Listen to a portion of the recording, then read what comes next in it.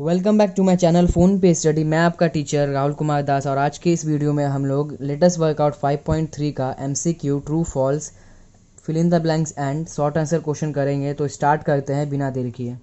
सबसे पहला number question जो क्वेश्चन है, the fourth proportional of 3, 4, 6 is 8, 10, 12, 24। ठीक है, तो फोर्थ प्रोपोर्शन हम लोग निकाल चुके हैं, पहले भी बहुत बार इसका सम्स किए 5.1 में, तो मैं यहाँ पे ज़्यादा एक्सप्लेन नहीं करूँगा।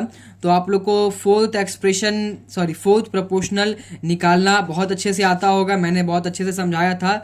सो वहाँ पे निकालते कैसे थे मैं यहाँ पे शॉर्ट करके एक बार दिखा दे रहा हूँ। जस्ट ऐसे करते थे और यहाँ से हम लोग एक्स का वैल्यू निकाल लेते थे, ये वाला एक्स का। तो यहाँ पे भी उसी तरह करेंगे। एक्स का वैल्यू यहाँ पे हम लोग को मिलेगा क्या, 8, और ये मेरा ऑप्शन नंबर ए है। सो हम लोग देखते हैं थर्ड प्रोपोर्शनल की तरफ, दूसरा क्वेश्चन देखते हैं जो दिया हुआ है। The third proportional of 8 and 12 is 12, 16, 18, 20। तो ये वाला हम लोग कंटिन्यूड प्रोपोर्शन में करते थे, तो यहाँ पे हम लोग सबसे पहले क्या करेंगे, लेट कर लेंगे the third proportional b x, और उसके बाद एक्स लेट करने के बाद यहाँ पे क्या करेंगे, 8, 12 x are in continued proportion. 5.1 में हम लोग ऐसे ही किए थे थर्ड प्रोपोर्शन वाला सम, और जब हम लोग का ये मेरा कंटिन्यूड प्रोपोर्शन में रहता था, तो जो बीच वाला जिसको हम लोग मीन प्रोपोर्शनल जिसको बोलते हैं, वो मेरा 2 बार लिखा जाता है इक्वेशन लिखते समय। तो यहाँ पे हम लोग 2 बार लिखेंगे, और लिखने के बाद हम लोग क्या करेंगे, ये जो x है उसको क्रॉस मल्टीप्लाई कर दिए यहाँ पे, मतलब इससे इससे क्रॉस मल्टीप्लाई किए, इससे इससे क्रॉस मल्टीप्लाई किए, और यहाँ जो x का वैल्यू निकालना जो मैंने mean proportional third proportional let करके रखे हैं, उसका वैल्यू निकालने के लिए x को एक तरफ रखेंगे, बाकी सब को इक्वल टू के दूसरे तरफ कर देंगे। मतलब यहाँ पे सिर्फ ये 8 नीचे चला जाएगा, और इसको कैलकुलेट करने पे x का वैल्यू आएगा। ये जो मैंने कैलकुलेट किया वो आप लोग अपने तरह से भी कैलकुलेट कर सकते हो, और यहाँ जो कैलकुलेट करने के बाद यहाँ आंसर आएगा 18, और ये है मेरा ऑप्शन नंबर 3। सो होप आप लोग को ये समझ में आया होगा, और यदि नहीं समझ में आया तो आप लोग एक बार जाके 5.1 देख लो, यदि आप लोग डायरेक्ट यहाँ पे देख रहे हो, क्योंकि मैंने fourth proportional, third proportional, mean proportional एक एक चीज को अच्छे से समझाया है, पहले डेफिनेशन के हिसाब से भी, उसके बाद सम्स के भी हिसाब से भी। तो आप लोग वहां से एक बार देख के आओगे तो ज़्यादा बेटर रहेगा इसके लिए। अच्छा, एक बार थर्ड प्रोपोर्शनल के लिए मैं एक शॉर्टकट बता देता हूँ आप लोग को। यदि हम लोग को थर्ड प्रोपोर्शनल निकालने बोलेगा तो वो मेरा क्या होगा, लास्ट वाला जो नंबर होता है वो मेरा थर्ड प्रोपोर्शनल होगा। हम लोग हमेशा एक्सलेट कर लेते हैं उसको। जब हम लोग एक्सलेट करेंगे तो ऊपर में यहाँ न्यूमरेटर में क्या रहेगा, जो मेरा मीन प्रोपोर्शनल था, यहाँ मेरा 12 जो है मेरा बीच वाला जो पोर्शन होता है, नंबर होता है, उसको हम लोग मीन प्रोपोर्शनल बोलते हैं। वो जो मीन प्रोपोर्शनल होगा मेरा, उसका हम लोग क्या कर देंगे, स्क्वायर कर देंगे। ठीक है, 2 बार लिख देंगे उसको मल्टीप्लाई में, और नीचे जो मतलब जो फर्स्ट सबसे पहला नंबर रहेगा वो मेरा नीचे चला जाएगा। तो यदि एमसीक्यू में यदि ऐसा होता है कि आप लोग अपने टीचर से पूछना स्कूल के, यदि जैसे स्कूल में आप लोग को बोला जाएगा कि सॉल्व करके करना है एमसीक्यू, तो सॉल्व करके आप लोग करो, या यदि सिर्फ टिक करना है तो डायरेक्ट इस तरह से आप लोग शॉर्टकट वे से आप लोग कर सकते हो। ठीक है, यहाँ से भी कैलकुलेट करेंगे तो 18 ही वैल्यू आएगा। यहाँ पे देख सकते हैं, ये चीज़ ही मैंने यहाँ पे लिखा है, बस ये एक शॉर्टकट तरीका से मैंने समझाया डायरेक्ट कैसे कर सकते हैं। और उसके बाद देखते हैं नेक्स्ट सम। तो सम्स दिया हुआ था, mean proportion of 16 and 25 is 400, 100, 20, 40। तो मीन प्रोपोर्शनल करने के लिए भी मैंने जब वहाँ किया था मीन प्रोपोर्शनल 5.1 में, वहाँ शॉर्टकट बता दिया था कि मीन प्रोपोर्शनल जब हम लोग एक्स लेट कर लेंगे, एक्स को लेट करने के बाद हम लोग जस्ट जो मेरा मीन प्रोपोर्शनल का जो 2 और नंबर दिया रहेगा, यहाँ 16 और 25 दिया हुआ है, ठीक है, वो हम लोग क्या करेंगे, x इक्वल टू उसको रूट के अंदर रख देंगे, और फाइनली जब इसको कैलकुलेट करेंगे तो जो आंसर आएगा वो मेरा मीन प्रोपोर्शनल ही होगा। सो यहाँ पे हम लोग x equal to root under 16 और 25 जो दोनों वहाँ पे दिया हुआ वो लिखे, इसको रूट करने के बाद ये 16 का रूट 4 हो गया, ये 25 का रूट 5 हो गया, मल्टीप्लाई करके यहाँ पे ये मेरा 20 आ गया। ठीक है, सो आई थिंक यहाँ तक आप लोगों को समझ में आया होगा fourth, third and mean proportional. यदि अभी नहीं समझ में आया है तो आप लोग जाके एक बार देखो, और मैं डेफिनेटली आपको बता सकता हूँ कि आप लोगों को बहुत अच्छा से समझ में आएगा फर्स्ट पार्ट में, जैसे मैंने समझाया है ये तीनों को। तो अब आगे किस तरफ बढ़ते हैं सम्स में। अब देखते हैं एमसीक्यू का 4 नंबर क्वेश्चन है, a is a positive number and if a is to 27/64 equal to 3/4 is to a, then the value of a is given. Option है, वो ऑप्शन मैं अभी पढ़ नहीं रहा हूँ, सम्स पहले करते फिर ऑप्शन लास्ट में मिला लेंगे हम लोग कौन सा है। तो यहाँ पे क्या बोला है कि ये दिया हुआ मेरा इस तरह का एक प्रोपोर्शन दिया हुआ, उसमें हम लोग को ए का वैल्यू निकालना है, और ए का जो वैल्यू है वो पॉजिटिव वैल्यू होगा, कोई नेगेटिव नंबर नहीं है। सो हम लोग करेंगे क्या, जैसे हम लोग प्रोपोर्शन को इक्वेशन में कर देते हैं, वैसे हम लोग इसको इक्वेशन में किए। इक्वेशन में सजा लेने के बाद ये जो 64 है ये मेरा ऊपर चला जाएगा और यहाँ जो मेरा 4 है ये मेरा नीचे चला आएगा। ठीक है, ये वाला कैलकुलेशन शायद आप लोग को पता हो, नहीं पता हो तो देखो मैं आप लोग को एक साइड का बता दे रहा हूँ एलएचएस का। ये वाला हुआ क्या, a डिवाइड बाई 27/64 होता है। ठीक है, और जब हम लोग उसको मल्टीप्लाई में चेंज करेंगे तो ये उल्टा कर देंगे हम लोग, और इसको जब फाइनली मल्टीप्लाई करेंगे तो 64/27 होगा। जस्ट हम लोग यहाँ पे भी वही चीज़ किए हैं। सो यहाँ पे भी आप लोग ये चीज़ करोगे तो यही चीज़ आ जाएगा, आप लोग को फिर समझ में अच्छा से आ जाएगा। आप लोगों को करके देख लेना। अब हम लोग क्या करेंगे, क्रॉस मल्टीप्लाई किए, इसको इससे मल्टीप्लाई कर दिए, इसको इससे मल्टीप्लाई कर दिए। मल्टीप्लाई करने के बाद क्या किए, हम लोग को ए का वैल्यू निकालना था, सो हम लोग ए एक तरफ रखे, बाकी सारे नंबर को दूसरे तरफ कर देंगे। तो उसी लिए यहाँ पे क्या किए, ये 64 को नीचे कर दिए और ये 4 को नीचे कर दिए, ए को यहीं छोड़ दिए। ठीक है, यहाँ डिनोमिनेटर में ये चला गया। इसके बाद क्या करेंगे, ये देख रहे हैं ए इंटू ए मेरा ए स्क्वायर होगा। सो अब मेरा ए स्क्वायर होगा, जो हम लोग को पता है, जो हम लोग को यहाँ पे फैक्टर करना पड़ेगा 27 का। 27 कैसे करके हम लोग फैक्टर कर लेंगे। ठीक है, और यहाँ पे फैक्टर करके यहाँ पे लिख लेंगे। ठीक है, और यहाँ पे भी 64 का हम लोग को 64 का रूट पता है, जब हम लोग रूट करेंगे तो हम लोग को पता है 64 का रूट 8 होता है। सो यहाँ पे नहीं किया हम लोग, जस्ट यहाँ पे करके हम लोग रख लिए 27 के लिए। अब हम लोग क्या किए, जो ये मेरा स्क्वायर है, ये स्क्वायर मेरा रूट इस तरफ आके ये रूट बन गया। ठीक है, रूट बनने के बाद जो मेरा यहाँ 2 बार करके है, मतलब 3 × 3 2 बार है, तो इसके लिए ये 1 बार, और यहाँ जो 2 बार है इसके लिए 1 बार। ठीक है, अब हम लोग क्या करेंगे, ये 64 का रूट हमको पता है 8 है, और 2 का रूट होगा, सॉरी 4 का रूट होगा 2, ये हम लोग को डायरेक्टली पता था, तो हम लोग यहाँ से कर लिए। यहाँ पे इसलिए यहाँ पे ये वैल्यू ले लिए क्योंकि यहाँ पे था 27 का रूट होता नहीं है। ठीक है, इसलिए यहाँ पे हम लोग क्या कर लिए, इसका फैक्टर कर लिए थे। अब जब हम लोग रूट करते हैं, रूट करने के बाद जो वैल्यू आता है वो मेरा एक बार आता है प्लस में, एक बार आता है माइनस में। तो अब ये बात आता है यहाँ पे हम लोग कौन सा वैल्यू लेंगे। तो सबसे पहले देखते हैं क्वेश्चन में क्या दिया हुआ था, ए इज अ पॉजिटिव नंबर। ठीक है, तो a is a positive number, तो हम लोग क्या सिर्फ पॉजिटिव वैल्यू लेना है, तो हम लोग सिर्फ पॉजिटिव वैल्यू लेंगे और इसको कैलकुलेट करके ये आ जाएगा मेरा 9/16, और ये है मेरा ऑप्शन नंबर सी। अब 5 नंबर सम्स देखते हैं। क्वेश्चन है, if a equal to 3b equal to 4c then a is to b is to c is, मतलब कि यहाँ इक्वेशन दे दिया है a b c करके। ठीक है, सॉरी 2a 3b 4c करके दे दिया है और बोला है कि a b c का रेशियो निकाल के बताओ। तो हम लोग क्या करेंगे, यहाँ पे पहले देखते हैं, जो दिया हुआ उसको पहले लिख लिया हम लोग। ठीक है, लिखने के बाद यहाँ जो नंबर दिया हुआ है, ठीक है, उसमें हम लोग क्या करेंगे, यहाँ पे तीनों का एलसीएम लेंगे। ठीक है, एलसीएम लिए हम लोग,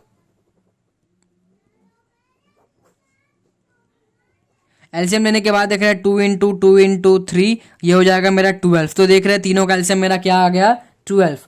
अब 12 आ गया तो हम लोग क्या करेंगे, तीनों जगह हम लोग नीचे में मल्टीप्लाई कर देंगे। ठीक है, मल्टीप्लाई कर दिए, यहाँ 12, यहाँ सॉरी डिवाइड कर दिए, तीनों में जाके नीचे से डिवाइड कर दिए, और 12 12 12 नीचे तीनों में आ गया। अब ये इससे कट के यहाँ 6 आएगा, ये इससे कट के यहाँ 4 आएगा, ये इससे कट के यहाँ 3 आएगा। तो यहाँ हो जाएगा मेरा a/6 equal to b/4 equal to c/3। ठीक है, अब ये मेरा आ गया। तो अब मेरा जब यहाँ तक आ गया तो हम लोग क्या कर सकते हैं, ए बी सी का वैल्यू लेट कर सकते हैं। सो यहाँ पे क्या करेंगे, तीनों के इक्वल टू कर देंगे के लेट कर लेने के बाद अब a equal to 6k, b equal to 4k और c इक्वल टू 3k। हम लोग ये चीज़ लेट कर लिए। हमको करना क्या है, a is to b is to c का वैल्यू निकालना है। सो पहले लिख लिए a is to b is to c, उसके बाद a का वैल्यू पुट किए 6k, b का वैल्यू पुट किए 4k और c का वैल्यू पुट किए 3k। तीनों में k है तो तीनों k कट जाएगा, बचेगा मेरा 6:4:3, और ये मेरा आंसर था ऑप्शन नंबर डी।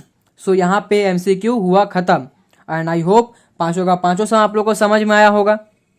अब हम लोग देखते हैं ट्रू फॉल्स। तो पहला क्वेश्चन पहले देखते हैं। क्वेश्चन दिया हुआ compound ratio of a b is to c square, b c is to a square and c a is to b square is 1:1। तो मतलब ये बोला है कि ये जो तीनों मेरा रेशियो दिया हुआ, तीन अलग अलग रेशियो, इस रेशियो का कंपाउंड रेशियो मेरा क्या होगा, 1:1 होगा। ये ट्रू है कि फॉल्स है बताना है। तो उसके लिए पहले हम लोग को चेक करना पड़ेगा ये। तो कंपाउंड रेशियो कैसे निकाल देते हैं हम लोग, मैंने बता दिया है आप लोग को। 5.1 में से रिलेटेड बहुत सारा सम्स हम लोग किए थे 5.1 और 2 में।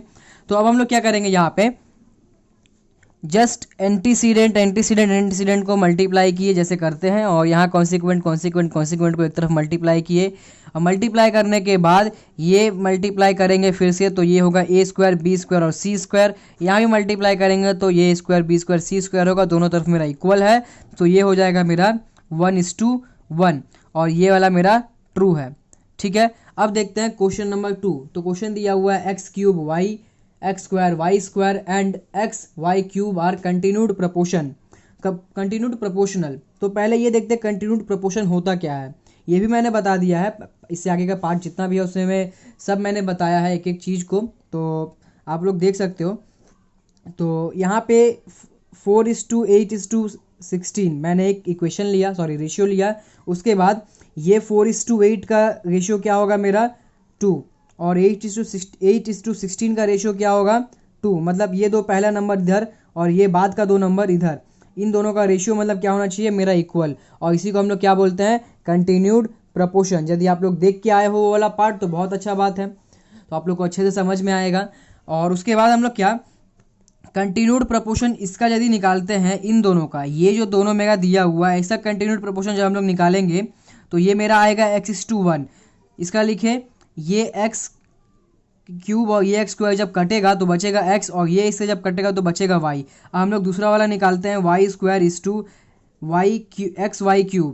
ठीक है, इसका जब हम लोग काट करेंगे तो ये इससे कट के बचेगा x और ये इससे कट के बचेगा मेरा y। तो यहाँ भी x:y यहाँ भी x:y और ये मेरा देख रहे हैं दोनों मेरा सेम आ गया, तो ये भी मेरा क्या होगा कंटिन्यूड प्रपोर्शन होगा। सो ये वाला आंसर भी मेरा क्या होगा ट्रू होगा।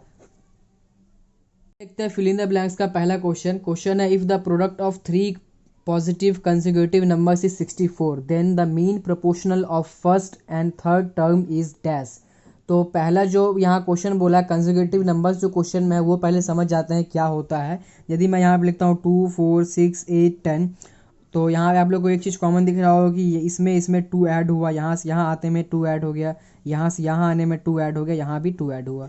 तो ये क्या कर रहा है एक ट्रेंड फॉलो कर रहा है जिसमें मेरा हर एक नंबर के बाद 2 करके ऐड होते जा रहा है। इस तरह का ही नंबर को हम लोग बोलते हैं कंसेक्यूटिव नंबर। हम लोग यदि दूसरा एग्जाम्पल से एक और समझे तो ये हुआ मेरा 2 4 8 16 32 64। तो यहाँ क्या हो रहा है, यहाँ पे मेरा 2 ऐड हो रहा था यहाँ पे, लेकिन 2 मल्टीप्लाई हो रहा है। 2 2 जा 4 4 2 जा 8 8 2 जा 16 16 2 जा 32 एंड 32 2 जा 64। तो ये भी मेरा कंसेक्यूटिव नंबर से ही हुआ। इसमें क्या हो रहा है मेरा 2 मल्टीप्लाई हो के हो रहा है। ठीक है, यहाँ पे मेरा 2 ऐड हो के हो रहा है। तो इस तरह का नंबर्स को हम लोग क्या बोलते हैं कंसेक्यूटिव नंबर्स बोलते हैं। ठीक है, अब बोला क्या है क्वेश्चन में कि 3 पॉजिटिव कंसेक्यूटिव नंबर्स है जिसका प्रोडक्ट है 64, तीनों को मल्टीप्लाई करने से मेरा 64 आ रहा है। तो फर्स्ट और थर्ड नंबर जो होगा मेरा उसका मीन प्रोपोर्शनल निकाल के बताओ। सो एक चीज़ तो ये भी हम लोग समझना पड़ेगा यहाँ पे कि यदि मीन प्रोपोर्शनल निकालने बोला है तो जो 3 कंसेक्यूटिव पॉजिटिव नंबर्स यहाँ जो बताया है वो तीनों मेरा क्या होगा कंटिन्यूड प्रोपोर्शन में होगा, क्योंकि मीन प्रोपोर्शनल किस में निकालते हैं हम लोग कंटिन्यूड प्रोपोर्शन में ही निकालते हैं। तो यहाँ पे इतना हमको समझ में आ गया। ये 3 नंबर जो है मेरा ये सब पहले ही बता दिया था कि तीनों नंबर मेरा पॉजिटिव है, सबका प्लस वैल्यू होगा, तीनों कंसेक्यूटिव नंबर है, तीनों का प्रोडक्ट 64 है। और एक चीज़ यहाँ से हम लोग ये समझ गए कि तीनों मेरा कंटिन्यूड प्रोपोर्शन में भी है, उसी का हम लोग मीन प्रोपोर्शन भी निकाल पाएंगे। ठीक है, तो अब यहाँ पे क्या किए पहले लेट कर लिए मेरा 3 नंबर कौन कौन सा होगा। तो हम लोग लेट कर लिए XYZ, आप लोग ABC भी ले सकते हो। तो इन तीनों का प्रोडक्ट क्या हुआ मेरा मल्टीप्लाई करेंगे तो XYZ होगा, लेकिन क्वेश्चन में क्या बोला है कि मल्टीप्लाई करने से कितना आ रहा है 64 होगा। सो ये XYZ और 64 मेरा इक्वल होगा। सो यहाँ लिखिए by question XYZ equal to 64। यहाँ से जस्ट एक चीज़ ये करेंगे X और Z का वैल्यू निकाल लेंगे, मतलब Y को नीचे कर देंगे और XZ इक्वल टू 64/y हम लोग का ये वैल्यू 64/y ये वैल्यू हम लोग यहाँ पे लिख के रख लेंगे। ठीक है, ये किए क्यों अब वो देखते हैं। करने का भी यही रीज़न है कि ये जो मेरा y है, ठीक है, ये जो y है यही मेरा मीन प्रोपोर्शन होता है कंटिन्यूड प्रोपोर्शन में। यदि आपको याद हो हम लोग कंटिन्यूड प्रोपोर्शन में जो पढ़े थे उसमें जो 3 नंबर होता है उसका जो बीच वाला नंबर होता है उसी को हम लोग मीन प्रोपोर्शन बोलते हैं। इसलिए ये XYZ का वैल्यू हम निकाले इन terms of this mean proportion.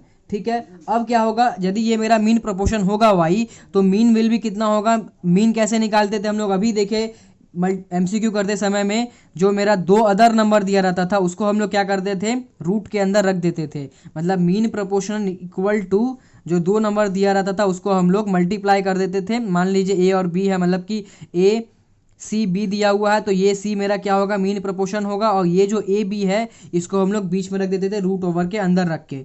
तो यहाँ पे भी हम लोग वही करेंगे, ये जो मेरा वाई मीन प्रोपोर्शन है और जो दो अदर नंबर है उसको हम लोग बीच में रखे, दो अदर नंबर को मल्टीप्लाई करके बीच में रख दिए। अब इसी एक्स जेड का हम लोग को वैल्यू भी पता है, 64/y हम लोग निकाल चुके हैं। तो जस्ट क्या करेंगे, यहाँ पे 64/y निकाल लेंगे। अब हम देख रहे हैं हम लोग कि यहाँ पे जो मीन प्रोपोर्शन का वैल्यू निकालने बोला है वही मेरा y है और पूरा इक्वेशन है मेरा y आ चुका है। तो हम लोग कैलकुलेट करके यहाँ से y का वैल्यू निकाल पाएंगे। सो अब क्या करेंगे, यहाँ यदि हमको y का वैल्यू निकालना है तो ये मेरा क्या है, रूट, तो हमको पहले रूट हटाना पड़ेगा। तो रूट हटाने के लिए क्या करेंगे, दोनों तरफ में स्क्वायरिंग कर देंगे, मतलब स्क्वायरिंग बोथ साइड स्क्वायर करने के बाद ये मेरा वाई स्क्वायर हो जाएगा और ये पूरा रूट इधर से हट जाएगा। हटने के बाद ये वाई इससे मल्टीप्लाई होकर ये वाई क्यूब हो जाएगा। फर्दर कैलकुलेट करके हम लोग वाई इक्वल टू 4 निकालेंगे और हम लोग को पता चल गया ये मीन प्रोपोर्शनल मेरा 4 होगा।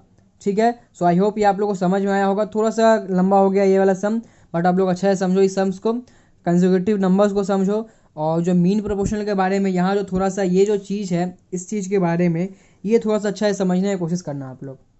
तो हम लोग देखते हैं फिल इन द ब्लैंक्स का सम्स नंबर 2। क्वेश्चन है if a is to 2 equal to b is to 5 equal to c is to 8 then 50% of a equal to 20% of b equal to dash percent of c, मतलब कि dash में कितना होगा ये बताना है। तो पहले हम लोग यहाँ पे लिख लिए a is to b equal to B sorry a is to 2 equal to b is to 5 equal to c is to 8। और यहाँ से हम लोग क्या करेंगे, लेट कर लेंगे इस तरह से, मतलब के लेट करके यहाँ से हम लोग अभी तक बहुत इस तरह का कर चुके हैं तो आप लोग को समझ में आ गया होगा कि ये ए के लिए ये 2 वैल्यू हो जाएगा। तो ए इक्वल टू 2 के, बी इक्वल टू 5 के, सी इक्वल टू 8 के। ठीक है, ये वैल्यू हम लोग को पता चल गया। उसके बाद क्या करेंगे हम लोग, हमको ये वैल्यू पता चला तो हम लोग यहाँ से क्या करेंगे, ये जो 50% ऑफ ए है पहले वो देखेंगे वो 50% ऑफ ए होगा कितना। तो 50% ऑफ ए कितना होगा, a/2। ठीक है, 50% ऑफ a/2 होगा, मतलब कि हमको किसी भी नंबर का आधा करना है, मतलब 50% मतलब क्या करना, आधा करना है। यदि हमको 100 का आधा कितना होता है, 50 होता है, मतलब 2 से डिवाइड करने पे आ गया ये 50। तो वही चीज़, मतलब यदि हमको उसको 50%, हम लोग डायरेक्ट शॉर्टकट तरीके से कर रहे हैं ये। ठीक है, ये आप लोग एग्जाम में भी कर सकते हो क्योंकि ये MCQ है, sorry fill in the blanks में आता है, तो आप लोग ये सब कर सकते हो इस तरह से एग्जाम में। तो हम लोग क्या किए, 50% ऑफ ए इक्वल टू कितना होगा, a/2 होगा। 2 से डिवाइड कर देंगे तो आधा हम लोग को पता चल जाएगा उसका। और उसके बाद ये जो a का वैल्यू यहाँ पे 2 के दिया हुआ है, ये 2 यहाँ पे 2 के यहाँ पे पुट कर दिए और ये 2 और ये 2 मेरा कट के क्या हो गया, के आ गया। सो हम लोग यहाँ से भी देख सकते हैं, समझ सकते हैं कि a का वैल्यू यदि मेरा 2 के है और उसका 50% मतलब आधा का यदि हम लोग बात कर रहे हैं तो के ही होगा। ठीक है, 2 का आधा 1 ही होता है। ठीक है, ये हम लोग को पता है। अब हम लोग देख रहे हैं ये 20% ऑफ बी, तो 20% ऑफ बी पहले निकालेंगे। तो 20% ऑफ बी निकालने के लिए क्या करते हैं हम लोग, परसेंटेज को निकालने के लिए b इंटू 20/100 ये करेंगे तो हमको पता चल जाएगा b का 20% कितना है। ठीक है, तो ये हम लोग किए। उसके बाद ये कट के मेरा ये 20/100 है तो ये मेरा कट के यहाँ पे क्या आ जाएगा, 5 आ जाएगा। और b का वैल्यू क्या था मेरा, 5 के है, तो 5 आएगा और दोनों जगह से मेरा 5 कट जाएगा, ये भी मेरा के आएगा। सिंस यहाँ पे दोनों का बीच में इक्वल टू है तो ये वैल्यू के और ये वैल्यू भी के ही होना चाहिए, इसलिए बीच में इक्वल टू दिया हुआ है। सो हम लोग को ये पता चल गया कि यहाँ पे जो 50% ऑफ ए है के है और 20% ऑफ बी है वो भी मेरा के है। तो यहाँ जो भी डैश, मतलब अभी तो मैंने यहाँ आंसर लिख दिया, यदि ये डैश ऑफ सी परसेंट लिखा रहता, डैश परसेंट ऑफ सी लिखा रहता तो ये क्या होता, मेरा कुछ भी होता तो वो सी का जितना भी डैश परसेंटेज होता तो वो के ही होता उसका वैल्यू। क्यों, क्योंकि यहाँ पे इक्वल टू दे दिया है। इक्वल टू कब होगा, जब ये तीनों मेरा इक्वल टू के होगा, तभी तीनों के बीच में इक्वल लगा पाएंगे। तो अब जब हमको पता चल गया कि मेरा यहाँ जो सी का वैल्यू होने वाला है वो मेरा के होने वाला है, सो हम लोग क्या करेंगे, जस्ट के का परसेंटेज निकाल देंगे in terms of value of C, मतलब सी का जो वैल्यू यहाँ पे हम लोग निकाले हैं, लेट किए हैं, उसके टर्म में हम लोग उसके हेल्प से हम लोग के का परसेंटेज निकाल लेंगे। तो हम लोग वहाँ पे के का परसेंटेज निकालने के लिए क्या करेंगे, पहले लिख दिया परसेंटेज ऑफ सी। ठीक है, उसके बाद जब हम लोग को जिसके लिए निकालना है, मतलब के लिए निकालना है ना, के मेरा मेन वैल्यू है यहाँ पे मेरा जो है इसके लिए मेरा के मेन वैल्यू है, तो हम लोग को के लिए निकालना है। और मेरा टोटल जो दिया हुआ था सी का वो 8 के दिया हुआ है, जो हम लोग लेट किए यहाँ पे 8 के, और उसके बाद जस्ट 100% से मल्टीप्लाई कर देंगे और इसको कैलकुलेट करेंगे, ये के कटेगा और after calculating we will get 12.5%। ठीक है, और यहाँ पे ये वाला आंसर हम लोग का आ गया। ठीक है, हम लोग देखते हैं 3 नंबर सम। तो दिया हुआ if mean proportion of x minus two and x minus three is x then the value of x is, मतलब कि जो x माइनस टू है और x माइनस थ्री है इन दोनों का मीन प्रोपोर्शनल मेरा ही x ही है। ठीक है, तो x का वैल्यू कितना होगा ये पता करना है। So mean proportional equal to कितना होगा, x यदि मेरा मीन प्रोपोर्शनल है तो उसका बराबर में जो दो नंबर दिया रहता है उसको हम लोग क्या करते हैं रूट के अंदर लिख देते हैं मीन प्रोपोर्शन में। तो mean proportion equal to x minus two x minus three ये होगा। ठीक है, और उसके बाद जब ये क्या बोला है कि मीन प्रोपोर्शन मेरा क्या है x है, if the mean proportion of x minus two and x minus three is x बताया है, तो ये जो मेरा मीन प्रोपोर्शन है x होगा और दिस x इक्वल टू ये होगा। ठीक है, यहाँ तक है, होप आप लोग को समझ में आया होगा। तो यहाँ पे आप क्या किए, इसका दोनों का स्क्वायरिंग कर दिए, क्योंकि हमको यहाँ पे जब स्क्वायर रहेगा तो वैल्यू नहीं निकाल पाएंगे। तो स्क्वायर किए हम लोग, स्क्वायर करके रूट हट गया मेरा, रूट हटाने के बाद यहाँ पे एक्स स्क्वायर आ गया और ये पूरा रूट ही हट गया। अब इसको क्या करेंगे, जस्ट इसको मल्टीप्लाई किए, मल्टीप्लाई करने के बाद हम लोग का ये आया और यहाँ से ये एक्स स्क्वायर और ये एक्स स्क्वायर मेरा कट जाएगा और कटने के बाद यहाँ पे ये दोनों ऐड होके मेरा माइनस 5x आ जाएगा और 5x को इस तरफ करेंगे तो ये प्लस 5x में आ जाएगा और फिर हमको x का वैल्यू निकालना है। तो ये 5 को हम लोग क्या करेंगे, जस्ट इसके नीचे कर देंगे तो ये आ जाएगा मेरा 6/5 और इसको हम लोग 1/1/5 भी लिख सकते हैं और ये हम लोग का आंसर आएगा। यदि इसको हम लोग डिवाइड करते हैं तो डिवाइड करने पे ये लगभग 1.2, हाँ ये वाला वैल्यू यहाँ पे आ जाएगा। सो ये तीनों में से कोई भी आप आंसर लिख सकते हो, तीनों ही इसका आंसर होगा। तो ये फिल इन द ब्लैंक्स भी यहाँ पे ख़त्म हुआ। तो अब देखते हैं शॉर्ट आंसर क्वेश्चन का। सबसे पहला क्वेश्चन है if a/2 equal to b/3 equal to c/4 equal to 2a minus 3b plus 4c/p let us find the value of p। तो यहाँ पे 4 रेशियो दे दिया है, उसको बोला है कि उसमें से p का वैल्यू निकाल के देने के लिए। तो हम लोग क्या करेंगे, चारों जो रेशियो दिया है उसको इक्वल टू k कर लेंगे और k करने के बाद हम लोग जैसे यहाँ पे करते हैं a/2 इक्वल टू के, मतलब ये वैल्यू इसके इक्वल होगा और उसके बाद हम लोग यहाँ से a equal to 2k, b equal to 3k, c equal to 4k निकाल लेंगे। और उसके बाद फिर ये जब हम लोग इक्वेशन इन दोनों इक्वेशन के लिए करेंगे, ये दो एक्सप्रेशन के लिए करेंगे, इसके लिए और इसके लिए, तो ये क्या होगा, इससे क्रॉस मल्टीप्लाई होकर इस तरह का एक एक्सप्रेशन बना देगा, मतलब इस तरह का इक्वेशन बन जाएगा मेरा। जैसे ये सब आया था मेरा, वैसे यहाँ पे भी ये आ जाएगा। अब ये जब आ जाएगा तो यहाँ क्या करेंगे, ए बी सी तीनों का वैल्यू पुट कर देंगे, 2k 3k 4k कैलकुलेट करेंगे। कैलकुलेट करने के बाद हम लोग को p का वैल्यू मिल जाएगा 11 और हम लोग का उस समय आंसर आ चुका हुआ रहेगा। सो आप लोग ये वाला एक बार कैलकुलेशन जो है वो आप लोग समझ लेना, मैं कैलकुलेशन मैंने नहीं समझाया। ठीक है, ऐड प्लस करना आप लोग को आता ही होगा। सो अब देखते हैं सम्स नंबर 2 की तरफ। क्वेश्चन है मेरा if 3x minus 5y by 3x plus 5y equal to 1/2 let us find the value of 3x square minus 5y square by 3x square plus 5y square. So यहाँ पे पहले क्या करेंगे, हम लोग इसका जस्ट x और y का वैल्यू निकाल लेंगे हम लोग। अब देखते हैं कैसे निकालें हम लोग x y का वैल्यू।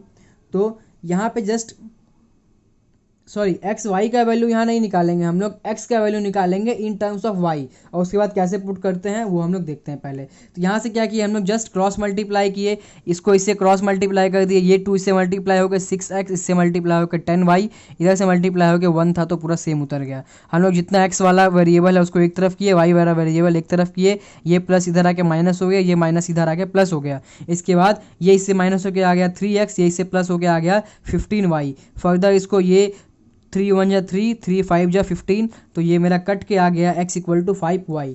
अब ये जब मेरा आ गया x इक्वल टू 5y, तो बस ये वाला जो एक्सप्रेशन दिया हुआ इसमें हम लोग क्या करेंगे, x का वैल्यू पुट करेंगे इन टर्म्स ऑफ y।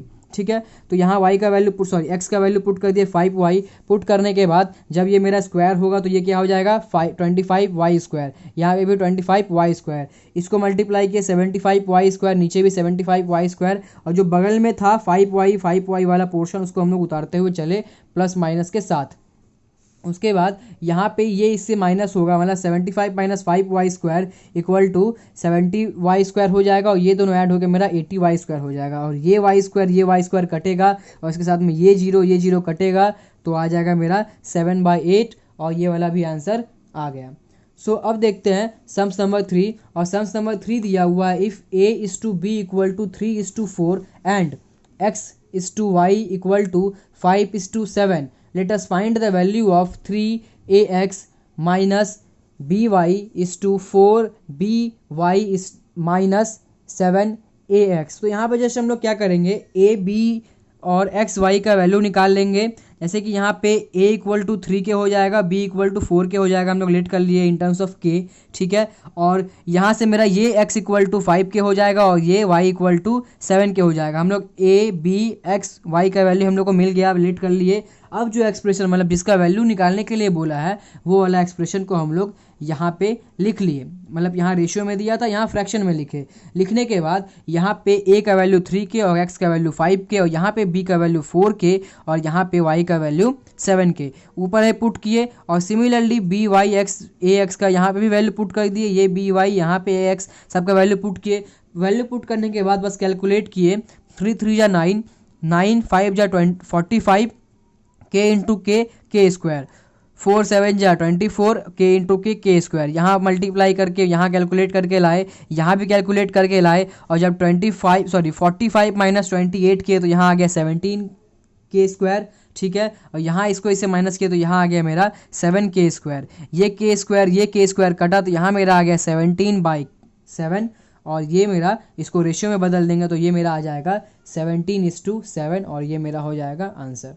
अब हम लोग देखते हैं शॉर्ट आंसर का 4 नंबर क्वेश्चन है, if x 12 y 27 are in continued proportion let us find the positive value of x and y। बोला है कि ये x 12 y 27 कंटिन्यूड प्रोपोर्शन में है और ये जो x y दिया हुआ है इसी का वैल्यू फाइंड आउट करना है, वो भी पॉजिटिव वैल्यू, ठीक है। तो पहले ये देखते हैं, जो ये 4 नंबर जो दिया हुआ है ये जब कंटिन्यूड प्रोपोर्शन में रहेगा कुछ इस तरह से रहेगा, ठीक है। और कंटिन्यूड प्रोपोर्शन में जब इस तरह से रखेंगे तो इसका जब इक्वेशन बनाएंगे तो ये किस तरह से होगा। पहला जो 2 नंबर है वो x/12, फिर बाद का जो 2 मतलब सेकंड और थर्ड होगा वो मेरा 12/y लिखेंगे, उसके बाद जो थर्ड और फोर्थ होगा उसको लिखेंगे y/27। ये हम लोग जब कंटिन्यूड प्रोपोर्शन किए थे पार्ट 2 या पार्ट 3 में किए थे, उससे हम लोग सब कुछ देख लिए थे। 3 नंबर जब कंटिन्यूड प्रोपोर्शन में रहेगा तब कैसे करते हैं, 4 नंबर यदि कंटिन्यूड प्रोपोर्शन में रहेगा तब कैसे करेंगे, और 5 नंबर कंटिन्यूड प्रोपोर्शन में रहेगा तो कैसे करेंगे। और ये मेरा क्या है, 4 नंबर वाला कंटिन्यूड प्रोपोर्शन है। सो अब हम लोग क्या करेंगे, जस्ट यहाँ पे जब देख रहे हैं कि ये दो एक लास्ट का जो रेशियो है 2 उसमें मेरा दोनों जगह y है तो हम लोग पहले y का वैल्यू आराम से निकाल सकते हैं। तो वही चीज़ क्या करेंगे, यहाँ पे मैंने लेके रखा है और इसको कैलकुलेट करके मैंने 18 लाया है, ठीक है। ये थोड़ा शॉर्टकट में मैंने ले लिया, यहाँ पे मैं करके दिखा देता हूँ आप लोगों को कैसे इसको करेंगे। तो जब इसको मैं क्रॉस मल्टीप्लाई किया मैंने तो ये हो गया y² और इधर से ये हो गया 12 इंटू 27। इसको मल्टीप्लाई करेंगे तो हो जाएगा 324 और यहाँ जो स्क्वायर था ये वाला ये इस तरफ में आके हो जाएगा 324 और जब इसका रूट करेंगे 324 का ये हम लोग को देगा वैल्यू 18। सो y का वैल्यू क्या आ जाएगा मेरा 18। अब बात था कि पॉजिटिव और नेगेटिव वैल्यू का बारे में, तो जब हम लोग रूट करते हैं तो क्या आता है, एक बार पॉजिटिव एक बार नेगेटिव आता है, ठीक है। तो क्वेश्चन ने पहले ही बोल दिया था कि पॉजिटिव वैल्यू में लाना है, तो हम लोग क्या करेंगे, सिर्फ पॉजिटिव वैल्यू लेंगे, मतलब कि y इक्वल टू 18 लेंगे, -18 को नहीं लेंगे, ठीक है। अब जाके जब मेरा ये वाला वैल्यू पता चल जाएगा y का वैल्यू, तो हम लोग क्या करेंगे, ये जो 2 रेशियो मेरे को दिख रहा है x/12 मतलब यहाँ पे मैं लिख रहा हूँ x/12 इक्वल टू 12/y, यहाँ पे जब हम लोग लिखेंगे और इसको कैलकुलेट करेंगे, ये क्रॉस मल्टीप्लाई हम लोग करेंगे तो xy हो जाएगा और इधर से 12 इंटू 12 हो जाएगा ये। उसके बाद जब हम लोग ये चीज़ करेंगे तो ये जो मेरा y है ये y मेरा चला जाएगा नीचे में, ठीक है। और x इक्वल टू आ जाएगा 12 इंटू 12/y। अब जब हम लोग ये y का वैल्यू यहाँ पे 18 पुट कर देंगे मतलब कि, तो ये वाला मेरा पूरा कैलकुलेट करने के बाद x का वैल्यू आ जाएगा 8, ठीक है। कैलकुलेट आप लोग खुद से करना है इसको काट के, जिस नंबर से आपको काटने का मन है। और उसके बाद देख रहे हैं हम लोग का यहाँ पे वैल्यू आया है x इक्वल टू 8 और y इक्वल टू 18, लेकिन बुक में दिया हुआ है x इक्वल टू 18 और y equal to 8। So book में गलत है और बुक में ही गलत है, हम लोग सही है इसलिए क्योंकि आप लोग के सामने पूरा सॉल्यूशन पड़ा हुआ है कैसे ये सम्स हुआ, तो आप लोग देख सकते हो, वेरीफाई कर सकते हो और यहाँ से देख रहे हो कि x इक्वल टू 8 और y इक्वल टू 18 आया है। अब देखते हैं इस चैप्टर का सबसे लास्ट सम, जो कि सम है 5 नंबर 13 का 5 नंबर, जो कि हम लोग का 5.1, 5.2, 5.3 इतना बड़ा चैप्टर को फाइनली आज हम लोग आप कंप्लीट करेंगे। तो अब देखते हैं लास्ट सम के तरफ। क्वेश्चन दिया हुआ if A:B equal to 3:2 and B:C equal to 3:2, let us find the value of A plus B is to B plus C। तो सबसे पहले इस सम्स को करने से पहले एक तरीका देख लेते हैं जो कि इसमें सम्स में यूज़ नहीं कर सकते हैं। जो मैंने किया था वो पहले मैंने वो किया था, फिर मैंने देखा कि वो सम्स बिल्कुल पूरी तरह से गलत है। ये करने से पूरा तरह से काट दिया जाएगा और आंसर भी नहीं आएगा, और आंसर नहीं आएगा तो काट ही दिया जाएगा। तो पहले देखते हैं मैंने किया क्या था। तो यहाँ पे मैंने पहले ये किया कि ये यहाँ से इसको के लेट करके B/A 3/2 करके मैंने यहाँ A=3 के B=2 के कर लिया, और फिर यहाँ से मैंने B:C को यहाँ से भी के लेट करके B=3 के C=2 के कर लिया। और सबसे पहला बात तो ये कि ये कभी पॉसिबल नहीं हो सकता कि एक ही सम्स के अंदर एक ही वेरिएबल मतलब b का दो वैल्यू अलग अलग नहीं हो सकता। ठीक है, ये सिर्फ और सिर्फ क्वाड्रेटिक इक्वेशन के चैप्टर में होता है, लेकिन ये क्वाड्रेटिक इक्वेशन नहीं है। ठीक है, ये नॉर्मल इक्वेशन है। यहाँ पे सॉरी ये एक नॉर्मल रेशियो है। यहाँ रेशियो में एक नंबर का दो वैल्यू नहीं हो सकता है। ठीक है, तो यहाँ पे B= कोई एक ही वैल्यू हम लोग को लेना पड़ेगा, और यहाँ से हम लोग ये सम्स को नहीं कर पाएंगे। ठीक है, तो मैं इसलिए आपको ये बता दे रहा हूँ कि जो बेवकूफ़ी ये मैंने किया है ये आप लोग ना करो, इस तरह का गलती आप लोग ना करो। तो हम लोग देखते हैं सही तरीका क्या होगा ऐसा करने का। तो यहाँ जो दिया हुआ A:B = 3:2 एंड B:C = 3:2, इसमें से हम लोग क्या करेंगे A:B:C का वैल्यू निकाल लेंगे। इस तरह का सेम सम इस तरह का हम लोग देखे थे 5.2 में। तो यहाँ पे हम लोग अभी क्या कर रहे हैं, A:B:C निकालने के लिए क्या करेंगे, इसको पहले प्रोपोर्शन में डाल देंगे A:B प्रपोर्शन B:C। इसके बाद जब हम लोग देख रहे हैं कि ये दोनों मेरा नंबर सेम है, तो यहाँ पे पहले तो वो ठीक है ये सेम है, इसलिए यहाँ पे ये एक बार आ गया, प्रोपोर्शन हटाते हैं और प्रोपोर्शन हटाने के बाद ये दोनों के बदले एक बार हम लोग लिख देते हैं। यही हम लोग करते हैं इस तरह का रेशियो बनाने के लिए। अब A:B का यहाँ वैल्यू डाले, B:C का यहाँ वैल्यू डाले। अब यहाँ जो B का वैल्यू 3 है वो इसमें पूरा मल्टीप्लाई कर देंगे, और ये हो जाएगा 3 3 जा 9 और 3 2 जा 6।